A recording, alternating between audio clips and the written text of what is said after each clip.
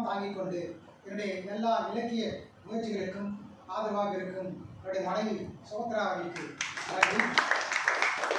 என் காலாசு அபிமானத்தை புரிந்து கொண்டு அமெரிக்காவில் இருந்து காலாசு எழுதிய கத்தோலிக் கம்யூனிட்டி இன் இந்தியா என்ற ஒரு கிடைக்காத புத்தகம் தேடி தேடி அமெரிக்காவில் தான் கிடைத்தது. அந்த புத்தகத்தை தேடி அனுப்பி வைத்திருக்க என்னுடைய முயற்சிகளுக்கெல்லாம் இல்லாமல் இயங்கிக் கொண்டிருக்கிற என்னுடைய அருமை மகன் திருவாமூர்த்திக்கு அம்மன் நன்றி.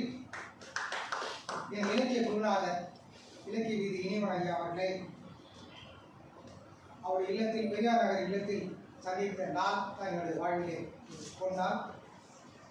அன்று என்னுடைய இலக்கியத்தை பாராட்டி என்னை இலக்கிய வீதியிலே என்னை இணைத்துக் கொண்டார்.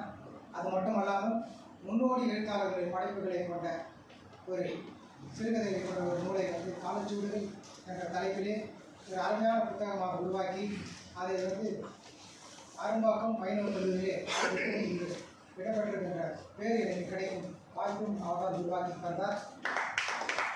முதல் புத்தகமே உத்தம புத்தகமாக வாய்ந்து தொடர்ந்து இலக்கிய உலகிலே நான் இயங்கிக் கொண்டிருக்கிறேன் என்றால் அது ஐயா இனியவன் அவர்களின் ஆசீர்வாதம் தான் என்பதை இன்று இங்கே பதிவு செய்ய விரும்புகிறேன்.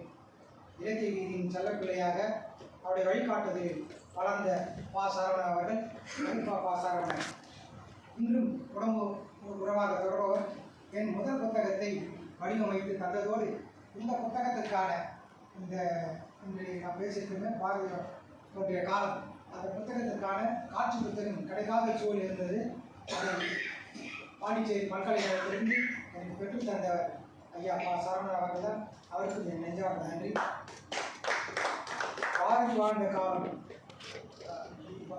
நூல் வெளியான நாள் முதல் இந்த புத்தகத்திற்கு ஒரு சிறந்த அறிமுக கூட்டம் ஒன்றை சிறப்பாக நடத்த வேண்டும் என்று விடாப்பிடியாக முயற்சி எடுத்து இலக்கிய மேடைகளில் நிரலுரையாளராக தோன்றும் என்னை கதாநாயகனாக்கி இந்த விழா எடுத்து என்னை கௌரவித்த தங்கை வாசிக்கும்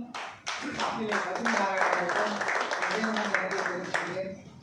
இப்படியாக ஒரு புத்தகம் கொண்டு வர உள்ளேன் என்றதும் தன்னிடமிருந்த கட்டுரைகளை தந்து உதவிய எழுத்தாளர் ராணி தினகரன் அவர்களுக்கும் எழுத்தாளர் பொன் தனசேகர் அவர்களுக்கும் இந்த புத்தக உருவாக்கத்தில் இணைந்து செயல்பட்டு மின் இணைப்பு பகுதிக்காக உழைத்திட்ட அலிசி சீனிவாச கோபாலன் அவர்களுக்கு மிக்க நன்றி. ஏனென்றால் நமக்கெல்லாம் தெரியும் ஆயிரம் வெங்கடாச்சலபதி என்னுடைய புதுமை புத்தன் சிறுகதையின் முன்னுரையிலே சொல்லியிருப்பார்.